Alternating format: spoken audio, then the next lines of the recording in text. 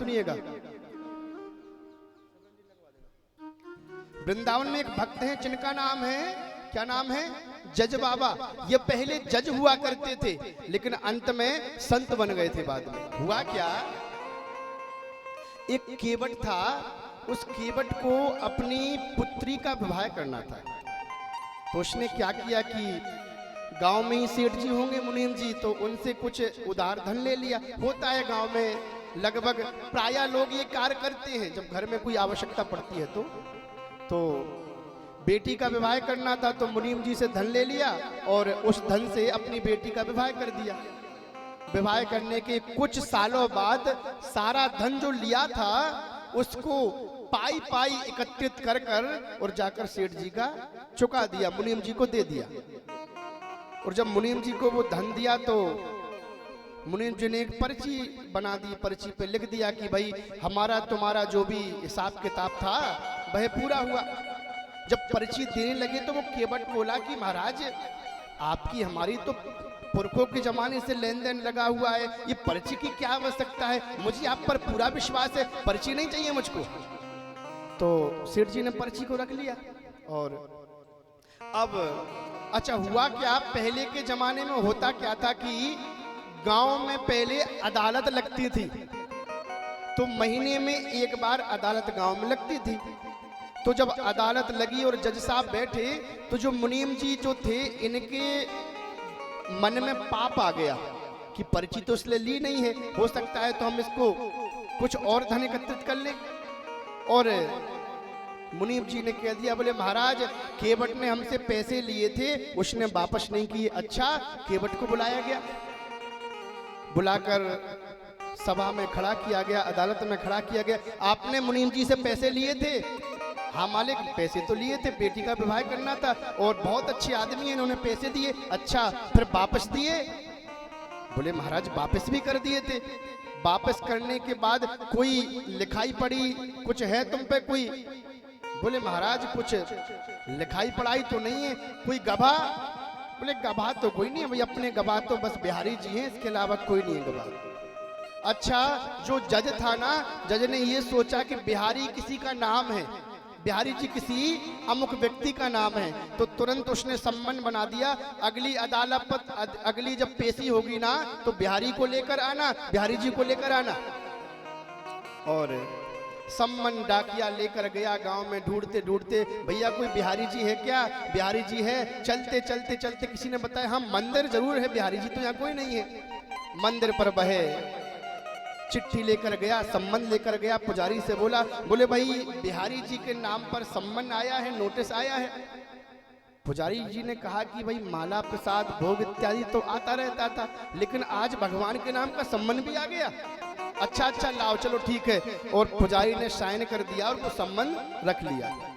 अब हुआ क्या, जब उसको खोलकर देखा तो उसमें लिख रहा था कि फला फला व्यक्ति से धन लिया और केवट की धन लेने के बाद धन नहीं चुकाया और उसका जो गवाह है बिहारी फला फला तारीख को पेशी में आ जाए। पुजारी जी ने भी चरणों में वह सम्मन रख दिया और बिहारी जी से कहा, बिहारी जी तुम्हारे भक्ति की परीक्षा है आज, तुम पर कितना विश्वास करता है, तो यदि आप ना गए तो उसकी आज समाज में कोई इज्जत नहीं बचेगी, छवि नहीं बचेगी। केवट भी आया, चरणों में रोने लगा, हे बिहारी जी ये बुढ़ापे में मुंह पे दाग मत लगाइयो, बुढ़ापे में आके मेरी इज्जत जरूर बचाइयो। समय आया पेशी का और जैसी पेशी पर पहुंचे तो केवट खड़ा हो गया कटघरे में। बोले हाँ कोई तुम्हारा है गवाह? बोले साहब मैंने तो पहले ही, मेरे तो गवाह बिहारी जी के सिवा कोई मेरा गवाह है ही ना है। अच्छा, नाम बुलाया गया, बिहारी जी हाजिर हो। जनता में से पीछे से एक हाथ खड़ो भयो। हाँ भैया कौन हो? बोले मैं ही बिहारी जी हूँ। एक बूढ़े से बाबा लकड़ी टेकते टेकते भाई आए और आए के कटघरे में खड़े है गए। अच्छा, ये केवट ने पैसे लिए थे? बोले हाँ साहब लिए थे। वापस दिए? बोले साहब वापस भी दिए। कुछ लिखाई पढ़ाई थी? बोले हाँ साहब, एक चिट्ठी भी बनी थी। अच्छा, तो वो चिट्ठी तुम्हारे पास है क्या? बोले नहीं नहीं हमारे पास नहीं है, वो चिट्ठी तो सेठ जी के पास ही है। सेठ जी के पास कहां पर है? बोले आप एक काम करो, किसी को भेज दो, सेठ जी के अलमारी में बही खाते में 335 पेज नंबर पर वह चिट्ठी रखी हुई है, आप निकाल लो, उसमें लिखा हुआ है हमारा हिसाब किताब खत्म हो गया। दो पुलिस को भेजा गया, दो व्यक्ति गए और जाकर अलमारी खोली, बही खाता खोला, 335 नंबर जब निकाला तो उसमें पर्ची रखी है जिसमें लिखा था कि हमारा तुम्हारा हिसाब समाप्त हुआ। महाराज केवट तो खड़ा खड़ा रो रहा है कि हे प्रभु, आज तुमने मुझे बेदाग बचा लिए, बुढ़ापे में दाग लगने से बचा लिए। अदालत बर्खास्त हो गई, सब अपने अपने घर चले गए। अब जो जज था वह दौड़ता दौड़ता आया केवट के पास। वो तुम्हारे जो गवाह थे वो कहाँ हैं? बोले गवाह तो अपने घर चले गए होंगे, आज बड़ी कृपा हुई उनकी। तो उनका घर कहाँ पर है? बोले घर ना है, उनको मंदिर है, मंदिर। अच्छा, जज ने ये सोचा कि कोई बड़ा आदमी होगा, मंदिर बनवाया होगा। अच्छा, मंदिर उनने बनवाया है? नहीं नहीं, मंदिर उनने बनवाया नहीं है, उनका ही मंदिर है, उनका ही मंदिर। मतलब तुम उन ठाकुर जी की बात कर रहे हो क्या? बिहारी जी जो भगवान हैं? हाँ हाँ, मैं उन्हीं की तो बात कर रहा हूँ, वही तो मेरे गवाह थे, उनके अलावा मेरा गवाह कोई ना जो दुनिया में।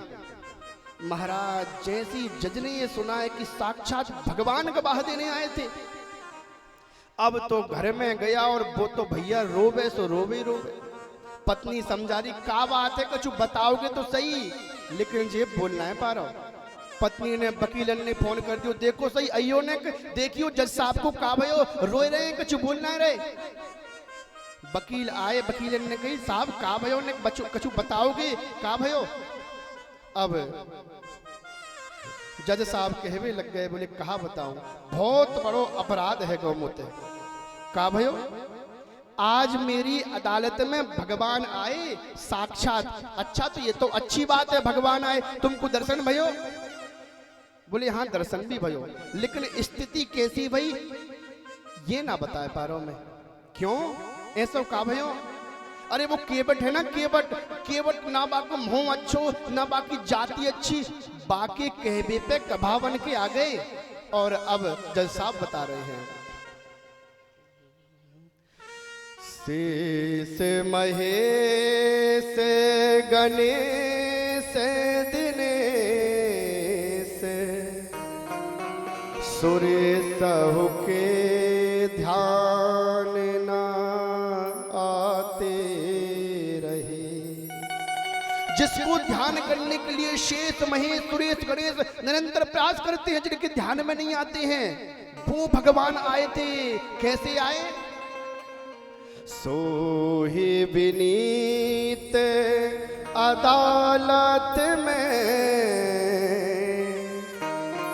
केवटा के गवाह कहते रहे।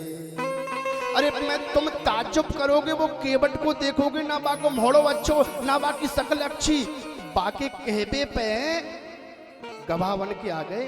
तो क्या दर्शन नहीं हुआ तुमको? इतने रो क्यों रहे हो? दर्शन तो भयो मोकू।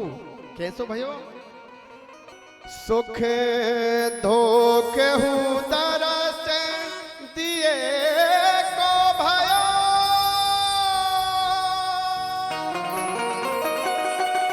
दुख नहीं जाते हैं कोई भयो। सुख तो मुझको बहुत भयो कि जैसे तैसे धोखे से कम मुझको दर्शन तो दियो, लेकिन एक बात ऐसी घट गई है, बात में अपने आप को समझाए ना पा रहा हूं। का भयो? जब वो भगवान आए ना, मैं कुर्सी पे बना जज बैठा रहा,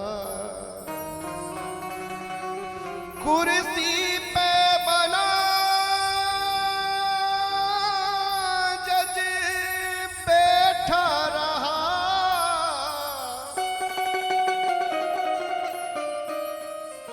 प्रभु नीचे खड़े समझाते रहे। कुर्सी पे बना जज बैठा रहा, प्रभु नीचे खड़े समझाते रहे। मुंह पे इतना बड़ो अपमान बन गयो, जिनकी मैं सेवा करूं, जिनकी मैं पूजा करूं, रोज जिनको प्रणाम करके जाऊं, पे मेरी अदालत में आए, मैं कुर्सी पे बैठो रहे हो और वो कटघरे में मुंह को समझा रहे ना भैया ऐसो है, बता इतना बड़ो पापी हूं मैं, अब मैं जी नहीं पाऊंगा। और 22 समय सब कुछ छोड़ के जज बाबा वृंदावन पहुंच गए।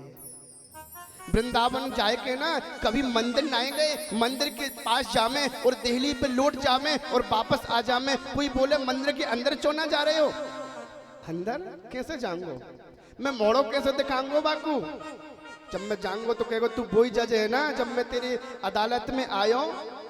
अरे मैं तो इतना अच्छो विद्यार्थी रहा हूं अपने जीवन का कि कभी भी कोई सम्मानीय व्यक्ति आया तो मैं तुरंत खड़ा हो जाता था, लेकिन भगवान पूछेंगे जब मैं तेरी अदालत में आयो तू खड़ो तो ठीक ठाक, तू हिलो तक नहीं अपनी आसन से। मैं बाकू मोह दिखावे के लायक बचो ना है, मैं मंदिर ना जैसे। और बंधुओं वो जो जज थे ना, वो जज बाबा के नाम से वृंदावन में जाने लगे। ऐसे ऐसे भक्त हुए वृंदावन में। इसलिए बंधुओं वृंदावन की महिमा बहुत ही निराली है। वृंदावन कहते कैसे हैं, वृंदानाम समूह नाम वृंदावनम।